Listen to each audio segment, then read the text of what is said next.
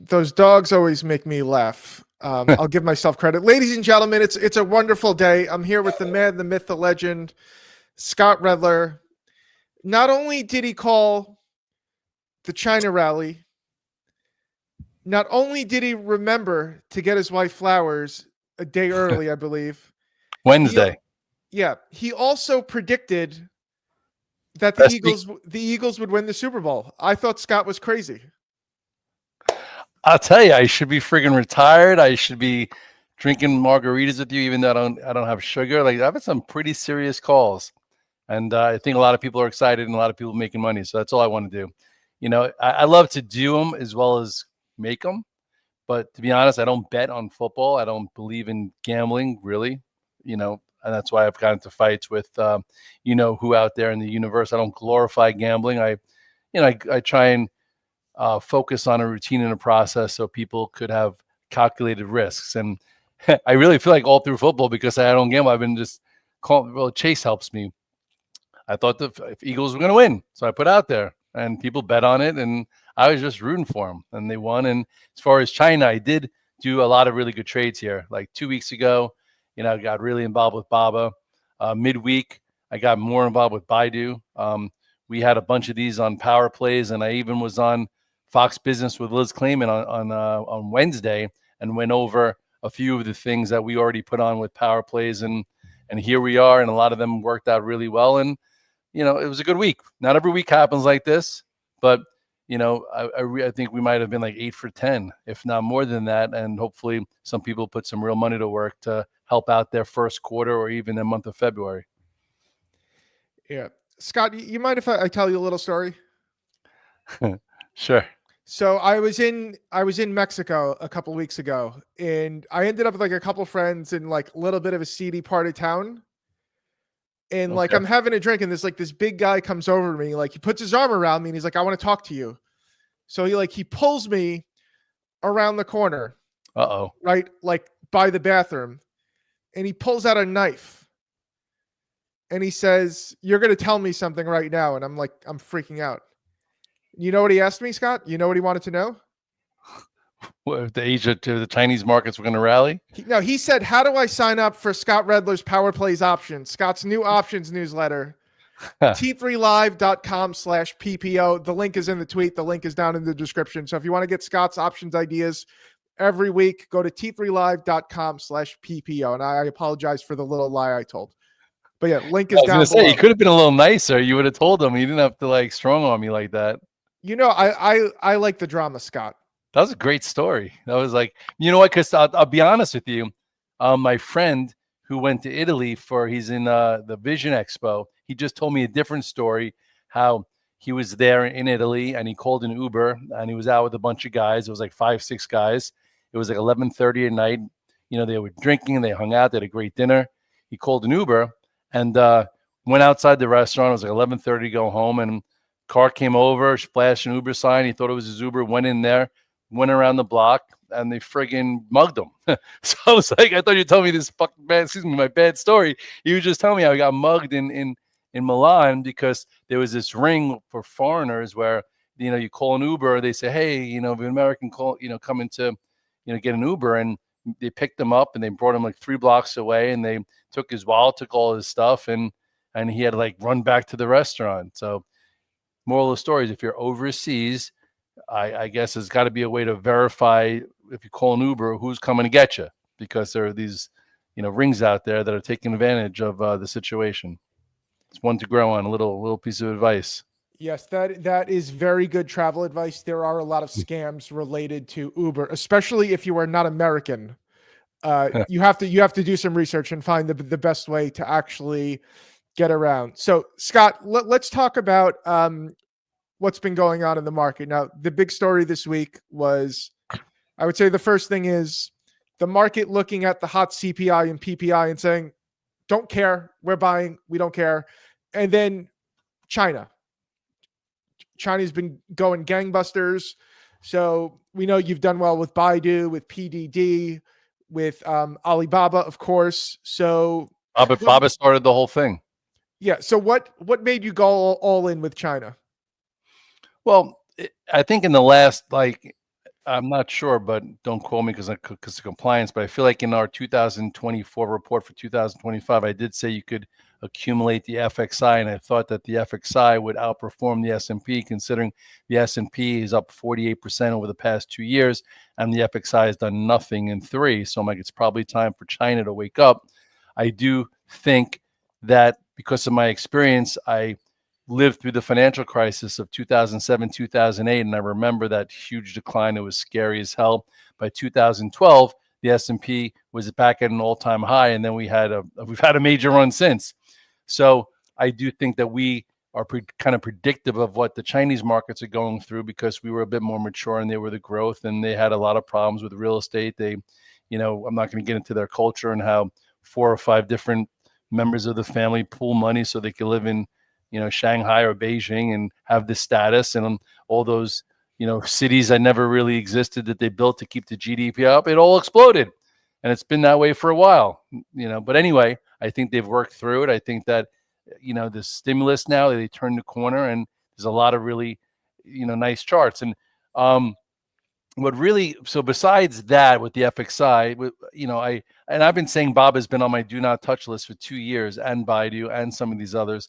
I was in Miami 2 weeks ago when that DeepSeek news came out, and I was with a bunch of hedge fund guys, and they, when the news came out, they just said, you have to take a deeper dive into Baba, because if it's true, their spend is going to be a lot less, and their margins are going to go up, and besides the chart. And then also they said that, then I saw some news come out that that they have a better version of the DeepSeek, which again would make their margin, their expenses go down, the margins go up, besides going from 300 to the 90s. And I didn't get the bottom. Besides, I loved Tepper. Tepper is my favorite hedge fund guy out there.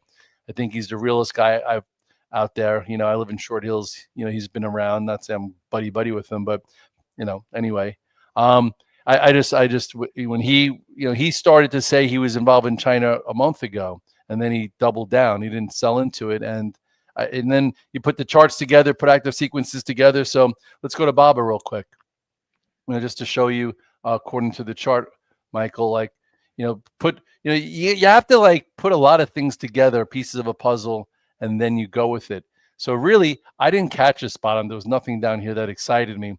This was the first day that it actually got above the moving averages. Okay. And then right around here, I believe, is when I started buying the $95 calls. And I guess I kind of got a little lucky. Then you had this one move up, sold the $95 calls into the strength, bought like the $100 calls into the pullback. And then that happened, sold some. And then we created this bull flag that I was positioning into, I think, the 105s or whatever it was. What did we do? We bought like the 95s for $1, and we sold them up to $4 or $5 for power plays. They started at, so we bought at $1.05, and the final sale was over $7. Not so bad. Not so bad. It could be done. But anyway, but that started it. So then, and then right here, I've learned from other friends of mine in the business, because you always want to be learning. Like, I never was really good at like sticking with the trend by rolling up options, where you get the 95s, the stock goes up, you trim into that first pullback, you're buying the 98s, you're trimming into this, and then it pulls back, you're buying the 100s, and you're staying with the trend, but you're risking less and you're staying with it. And this doesn't always happen like this, but this was an unbelievable scenario. So if one name like Ababa is doing this, why not look across the landscape? And PDD was another one, which was right around here. Which I think, what did we do a power plays here? Which ones did we buy? The 120s for February 28th. Okay, it's February 14th. And how much did we sell? Did we sell half, or did we sell a quarter? We sold. This is a perfect spot to sell too. I sold mine today, but I had, but again, PDD, where we are down to 2/3. So we entered at 409. Sold at 5, and then sold at 698 today, and those calls are now at 735. So the calls are almost a double. Nice. And then the last one we did was Baidu, which I have a soft spot for Baidu. I used to make a living trading Baidu, and I believe in here, I started to accumulate Baidu, thinking that, hey, why can't it get to at least 104 or 116. You know, you're talking autonomous vehicles, you're talking robo taxis. Also, they have AI, they have all this stuff, and stock's absolutely nowhere. So I was buying. What was I buying? I was buying the 95s in here, and then into this move, I sold the 95s and I bought the hundreds. And I don't see why there's any reason why I can't get to 104, 116. And then you look at the weekly chart of Baidu, and it's nowhere. Remember this move? Oh my goodness, this is not saying that's going to happen, but why can't he get back to 114 or even 155? You look at the weekly of Baba, and Baba already got through 117, and I think Baba is still on its way towards 148-ish.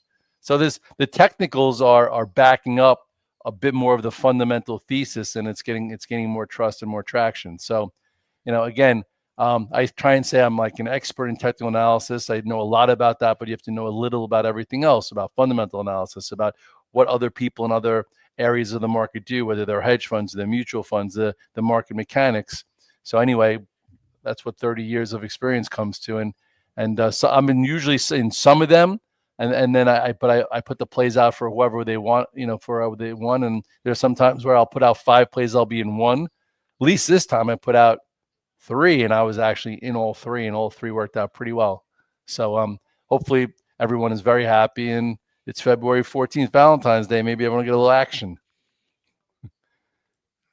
Okay, you know where the action has been this week? It's been in DoorDash. We need to talk about DoorDash, Scott.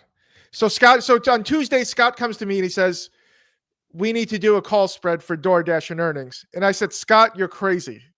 This is the worst thing to do. The stock's up like 80% in the last year. Scott said, Mike, shut up. I'm the boss here. So why don't you walk us through, and can you zoom in a little bit on the chart so we can see closer? Why DoorDash, and why has this been one of your favorites all year? Well, first of all, if you remember the decline in August, right around here, August 5th was that huge gap down over the summer. And that is when they reported their first stellar earnings report. A bunch of my friends who are on my note, you know, listen, you have to use a barter system in the markets and have friends everywhere besides the charts. The charts are the bread and butter and the blueprint, the money. But so I send out my note besides to all Redler All Access, my subscribers who pay, you know, a very low amount, I think, for it.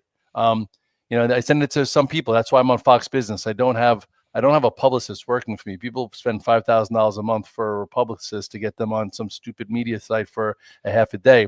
I just send out my clear-cut, hard work, sweat, blood, and tears that I put together from 4:45 in the morning to 8:15 that Mike makes me look good because my grammar's horrible, and I send it out to some media, and I send it out to some guys in the big macro world. And on this day, somebody was like, "Hey, DoorDash is misunderstood. You know, it's becoming like if you want to blow your nose, you grab a Kleenex. If you want to if you want to Google something or search something, you Google it. It was turning into, hey, you want to get a food delivery, you dash it, you DoorDash the Dash Pass. So anyway, I did not really sink my teeth into. Here, go back to the chart for a second, Michael. I'll do it. I didn't really sink my teeth into it here because I just didn't know it. I talk about a go-to list. It wasn't part of it. You have to introduce it to me. I have to get comfortable. So I really started to go with it here. Right around this spot is when I said, hey, look at this. DoorDash is above the 821 day. I like it. I've been watching it, and I started going with it. So it took me from when I found out about it in August to really into September 11th when the market reversed for it to become more of a go-to name. So my process. Basically, it was in a corrective phase from this red dog reversal top on December 17th, like most of the market. Right here is when I went back long it because A, it cleared the downtrend. B, it got back above the 821 day. I think Michael has been putting out, things talking about the 821 day being a barometer on whether a stock is special. So this became special again and proved it can go. And then right around here, people are like, well, red dog, look at the how could you be in a call spread? How could you, go with it? I was like, well, you got to go to the weekly chart. Sorry, not the 2-minute chart, the weekly chart. What did I press? Oh, no. Okay, let's go to the weekly chart. Where's my weekly chart? It's 5 years. Let's go weekly. And then the weekly chart, I'm like, oh my goodness, look at this cup and handle pattern. I love cup and handle patterns. I've been studying the Willie O'Neill method for decades. That's how old I am. Did I just say decades? At least 2 decades. And it was right around here. So I'm like, in 2021, when it came public, it was in this area for almost 2 years before the whole breakdown of the whole growth sector. Institutions have been accumulating this thing. They can't get out of this thing and make a ton of money until probably about 3.25. So it became part of our report, which is a thesis and a narrative, and then the price action has supported it. So how do we do this week with it? Well, I put on a call spread, and then what I also did, because I have that whole big, you trade against a peg play. That's a trader Stewie, thing. Like I don't like to, I like to give credit where credit's due. He came up with the pro earnings gap. He coined it, just like I have the Red Dog Reversal, the 630 Club. Now I have the Red Dog Mindset, where you could actually watch me in a sauna for 20 minutes going over my thoughts for the day, all this. That's what that subscribe button is. So anyway, it's hard to, come up with getting a sauna and go up and get your mind right before the X's and O's. But anyway, so this was after earnings. Okay, put a low in at 195.20. So I said I'm going to be long versus 195.20, and I am still long versus that. The next day, it didn't break it, thank goodness. And then it took out the post earnings. Remember the plays. If you take out the post earnings high, it can go anywhere, and it's you could say anywhere.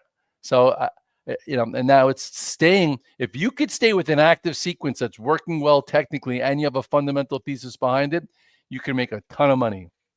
And this right now is working out really well. If you show my virtual trading floor, you'll see I'm in calls. I'm still in the stock, and I think it could be a $300 stock this year. And we're going to maneuver it with our tier system, Michael. We're going to use our execution process. I'm sure it'll be on power plays a few different times based on the setup. And I'm glad that I was able to talk you into putting it on it, because I had it on.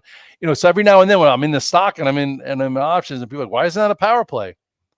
I'm like, it's too risky for you. Like we want your risk. If you're risking yourself, why everyone should be doing it, because I'm probably one of the most risk averse guys out there. I should, I at times don't do enough. So if I'm in options and stock, I think anyone that follows me should be in it also. I talk about that with the virtual trade floor too. That's what happened with Baidu.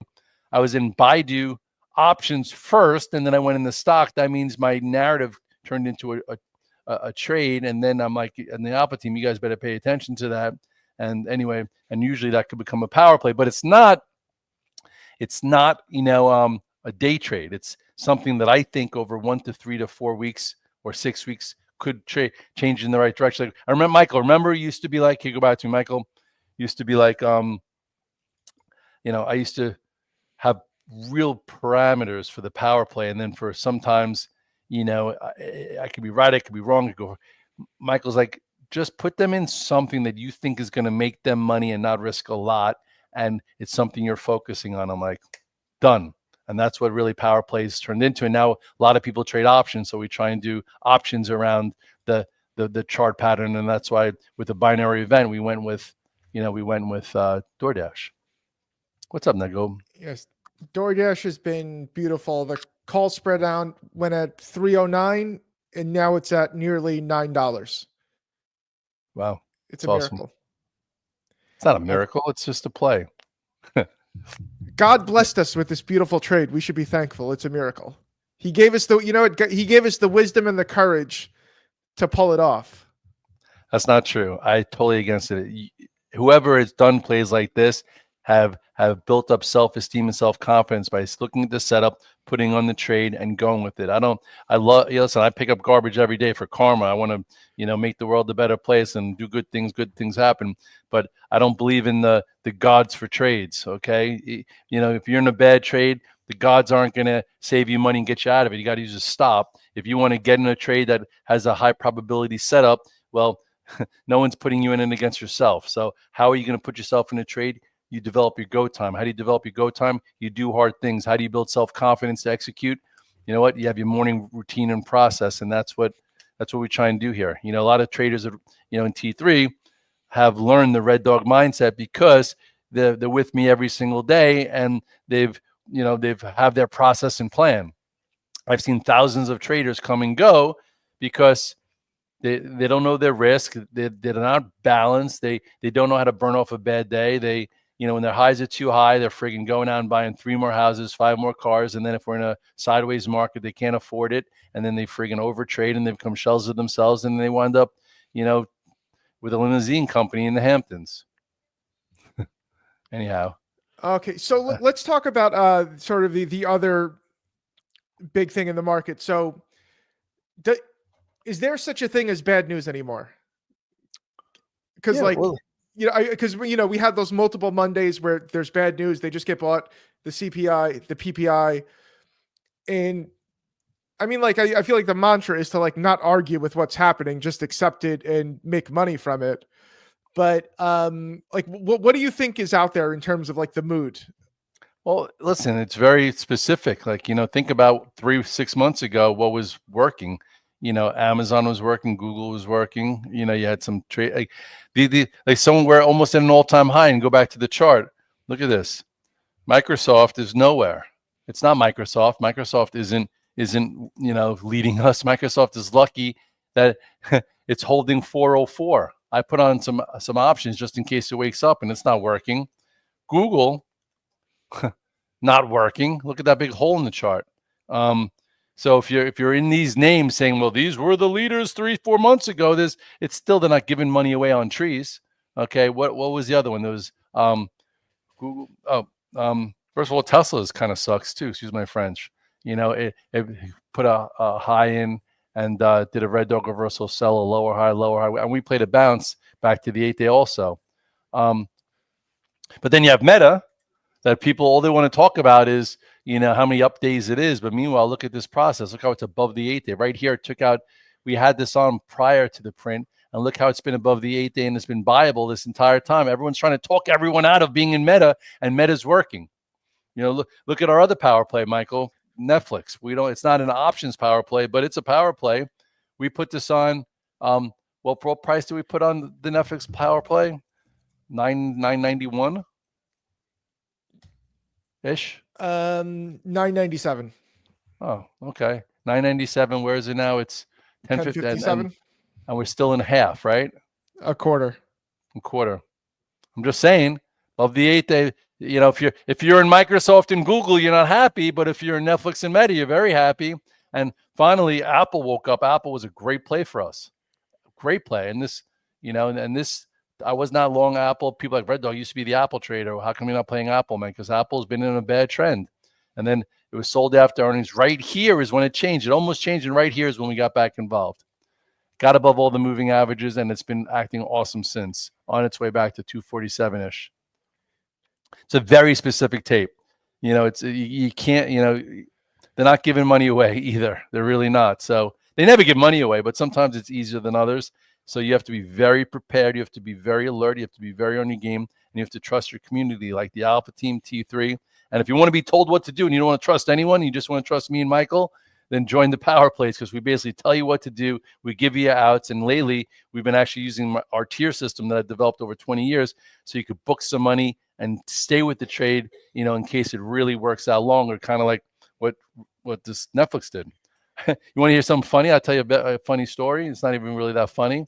I lost money in Netflix. I played Netflix, I think, on this day. I don't remember. This day right here, I had too many. And it went through 1,000, went as high as 1,008, and then it came all the way down to like 980. I got stopped out for 20 points, and I lost a lot of money. And that was, I think, one of the days we put on power play. So I got stopped out. We made the parameters bigger for those who don't trade actively for a living, because the trade really didn't change here until it would have broken here, and it didn't. And everyone's enjoying a fantastic move in Netflix, and I might have lost $25,000 that day like a jerk. It's fine, though. Everyone, I'm here for you.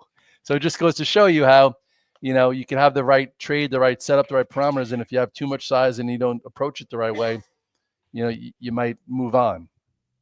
Okay, I want to throw a question out to the audience here. I just want to ask everybody out there, what is your, right in the chat, what is your favorite stock right now?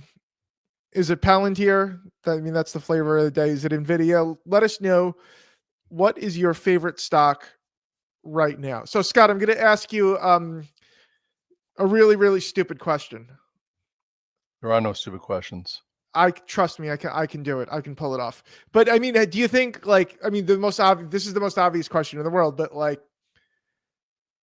do you think the market's gone like too far, too fast? I mean, we're not up a ton. So it's like, I don't know. I find it like very hard to figure out like where the market is, but like how much gas do you think this rally has left? First of all, just go back to the chart for a second for the spies. We haven't gone anywhere. We were here in December. So December, January, February, 3 months we've been in this range. We're just trying to poke out of a range here. So we're up 3 days in a row, but we're right back to where we were on January 24th and a little bit above where we were in December. So this is a big 3-month consolidation. And if we get above this, the measured move is probably 614, 616. So I don't think too far. And then again, it's not like everything is involved. You have to be very specific. You have to be very prepared. You need to know where you're looking. I'm going to throw everyone a bone. This Red Dog likes to throw bones in the doghouse. I shouldn't do it. Should I do it? It's not a big deal. But depends on the size of the bone, I guess. I personally think IBIT, which is Bitcoin, kind of turned the corner. It's one of my bigger positions right now. I was buying it here, and now it's above this little spot. But it's still not special. It's just like the start. If it's going to work its way back towards the top end of the channel, I got long in here. So it's just something I added to today. Tem has been, Tem, I got to give that to, what's it called? The Inner Circle. I think Deep Prince has been all over this thing. And I had it a bunch of times too. Every one of these things I've had this in my note. This is an example of me not trading well, but being your chief strategic officer. I've been the chief strategic officer for this, said buy it above 71.25, buy it above 77. And if you didn't need me to do it. You did it on your own. Congratulations. You must have a lot of self-confidence, a lot of self-esteem. You must have had a lot of success in your trades because you didn't need me to be in it with you. So that's what I try and teach the Alpha team is I'll be in a lot of trades, but if I'm not in it, doesn't mean you don't have to be in it. So this was a fantastic trade that gave you lots of times to get in. And if you were in it, congratulations. Maybe you followed Fancy Nancy. It's amazing how talented she is with the stock market. Yeah, it's I think, it's quite fascinating how like an 80-year-old politician decides to become an options trader and is massively successful at it. Must be who you know, not what you know. Anyhow, let's not get into that. Mario said for me to look at ACHR. I could do that for you, Mario. This is poking its head up. This is your prior high, hanging in there. Not so bad. I actually played this UMAC and I got stopped out today. This hurt. This was, someone called it on the Alpha team. It shows you how I do lose money. Not everything is all sunshine and rainbows. I bought it. It looked really good. Had a big move and then came back. Wasn't ready. I will say I feel kind of bad for those guys who were in some of those NVIDIA like investment names. I hate when this happens. I wasn't in them, but like SOUN. Just want to let you know you didn't do anything wrong. Like if you were involved in this range here, it looked great. It was getting back above the moving averages, and then that happens. There's really nothing you could do about that. That's just part of the business and kind of sucks. And I feel for you. SERV, Serve did the same thing. Serve looked like it was ready to break out. Like this looked like it was ready to break out, and then news happens, and there's nothing you could do. So these type of things are the casualty of the business of having overnights. Looked fantastic, and then that happens. I hate when that happens. So if that happened to you, I'm not in either one of them. I probably could have been if I didn't leave for Chase's basketball game. He played against Montclair and they got beat up. But I had to leave a little early yesterday before I did my recap. But if somebody would have said, "Hey, Red Dog, look at SCRV. It's ready to go. It's above the moving average. It cleared an area," I would have been long this. So I just want to let you know it happens. Brush it off, and I feel for you. Okay, Scott. How about little change of pace here? Gold, because like gold has been a monster. It's having a terrible day today, but gold has been a monster. Nobody talks about it. People talk about it. No, I feel like gold has been. I mean, on Twitter or whatever I'm seeing, it's like I see very little discussion about gold, and it's been up huge. But I mean, do you think like it's putting in like a real reversal day today? Hopefully, if you were in this thing actively, you have some sell signals. It didn't get above a prior high. That wouldn't have been a sell signal. But when it went red and took out the prior low, that's a sell signal. All it did is come back to the 8-day. look how it's been above the 8-day. So it was definitely extended. It's had a big move, so I get it. If you're an asset allocator and you're in 10% gold, congratulations. If you trade it actively for a living, this spot needs to hold. Otherwise, it could work its way back down towards the 21-day, I'm sure. You have an ascending channel that's kind of breaking to the downside. So I'm not going to make like I'm an expert here, but technically I would have been out of it today if I was riding this trend. And I don't know if I would have been out perfect, but I would have been out when it broke yesterday's low. I would have tried to be if I was on my game with gold.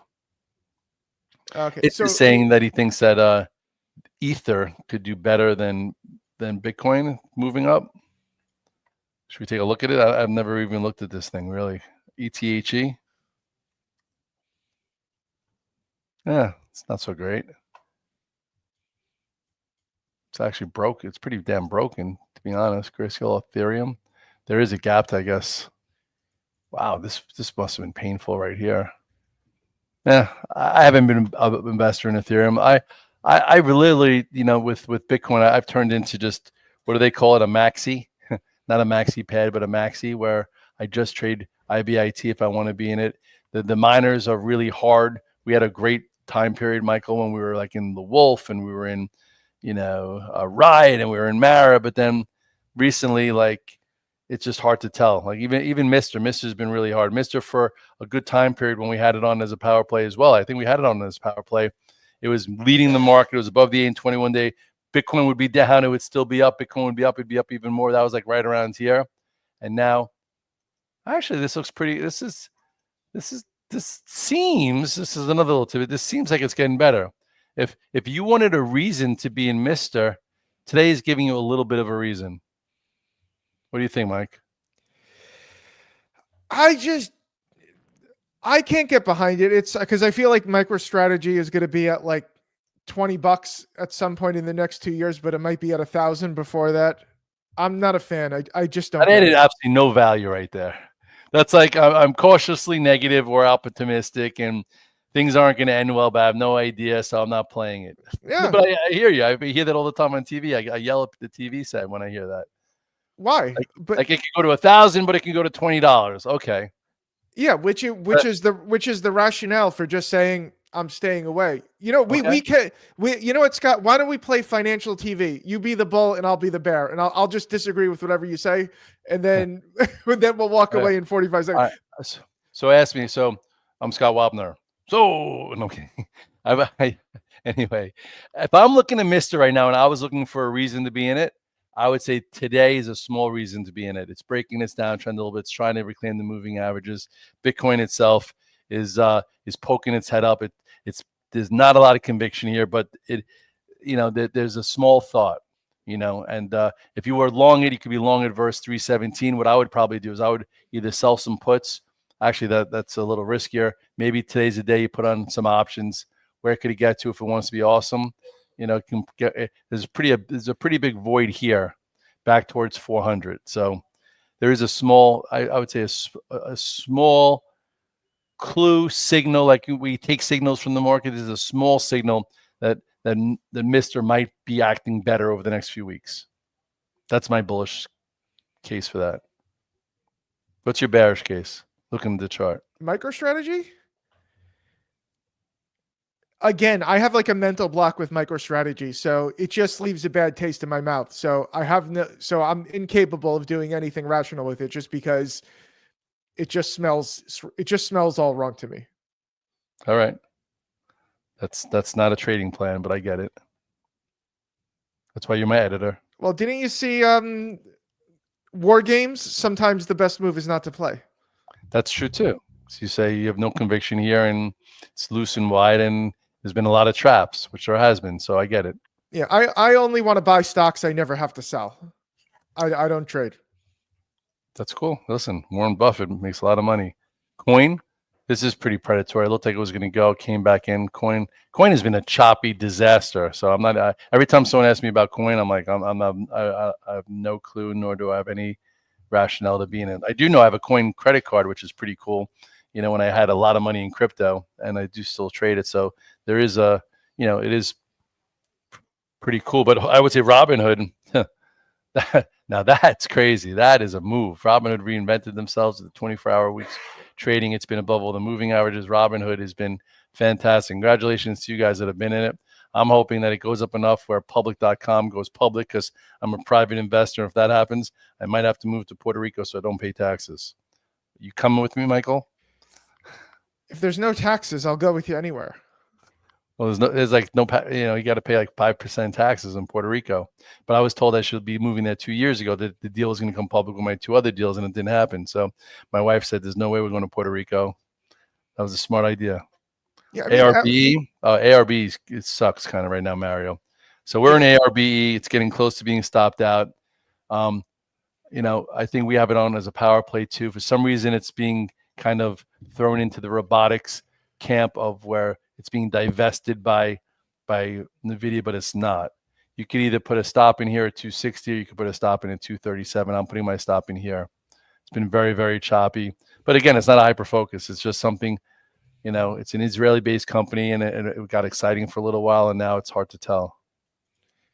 Scott, you know what's going kind of crazy, and it is courtesy of Robinhood and Coinbase have sort of a role in it, but ARK. Yeah, ARK's been doing great. Is blasting. ARK, it's a good ETF. I know my buddy's been buying that for 3 years and he's getting paid. ARK, everyone was like yelling at Kathy Wood. You don't hear Kathy Wood's name anymore, and that's why it's working. Look at that. Holy cow. It's 18% this year. Yeah, well, you have space stocks working. You have a lot of these hyper growth names working.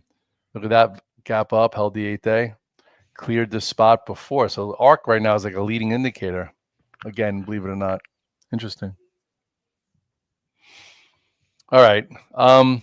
Christine, you want me to look at MU for you? I'll look at MU for you, Christine. It's still just sloppy as hell. You have a chance, the whole semis have been really sloppy. But there's things to do. You had a reversal here, 3 updates, took back to moving averages. I was going to say, if you would be long MU, be long versus this spot, and then see if it works its way back towards the upper end. But it's really nowhere.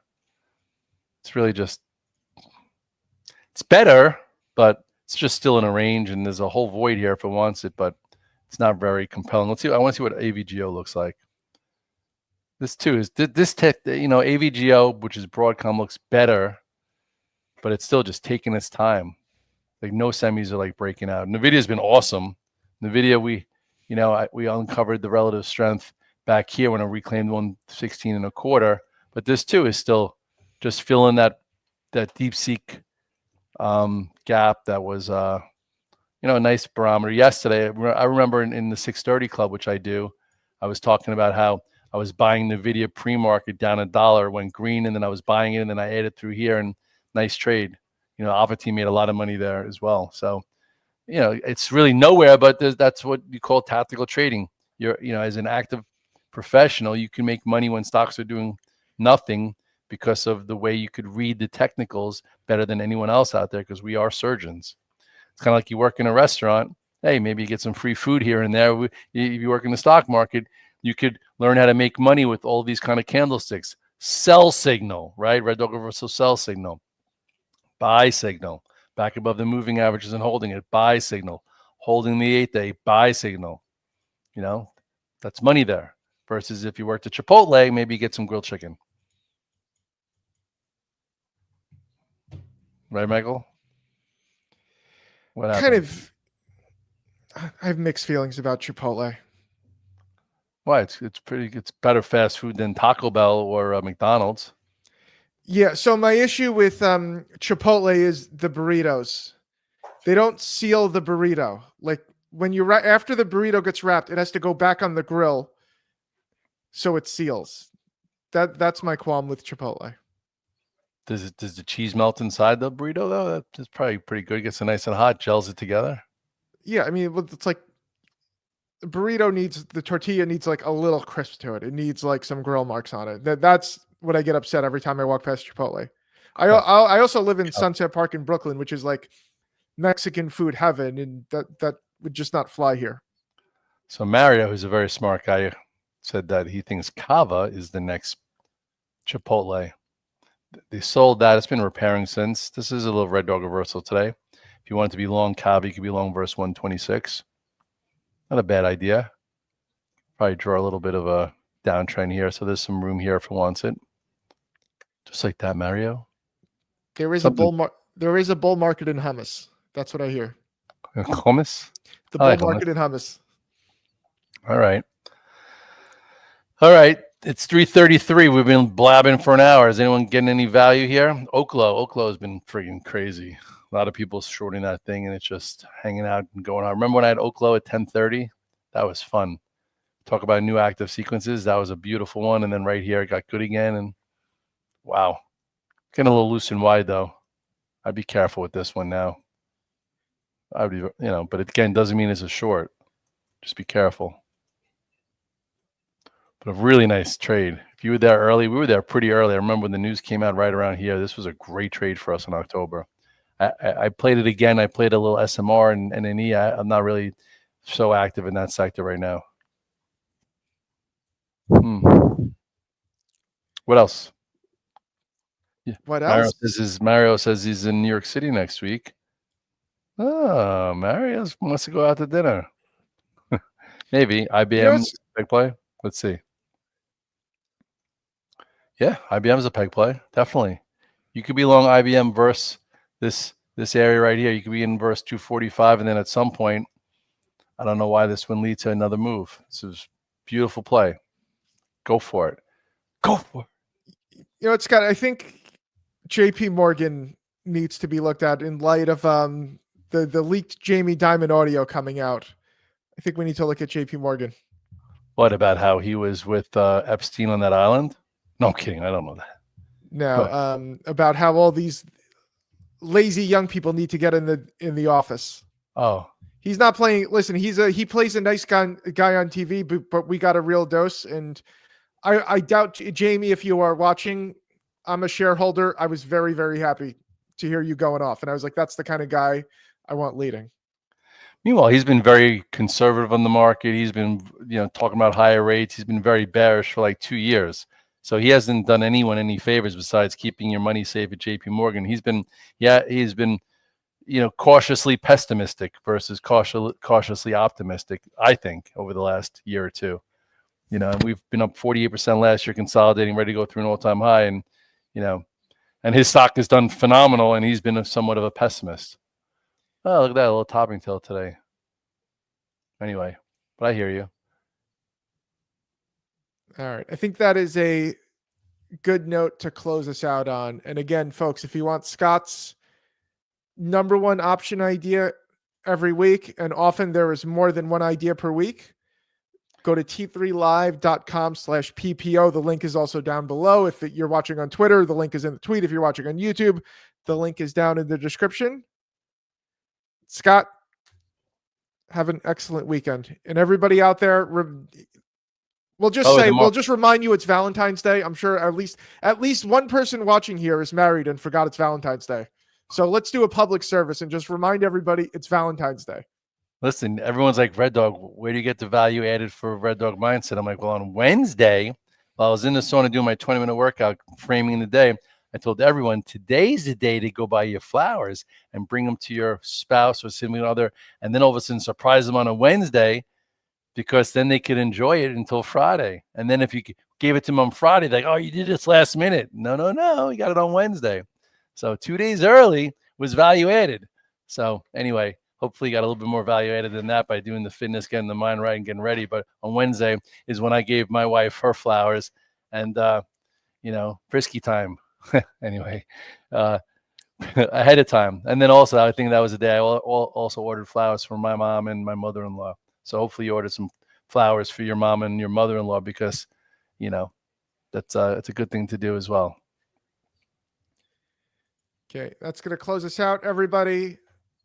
Have Cheers. a good weekend. And the market is closed Monday. It is closed Monday. That is great news. All right, everybody. Send somebody flowers and don't come to work on Monday. You're off. All right, everybody. Bye-bye.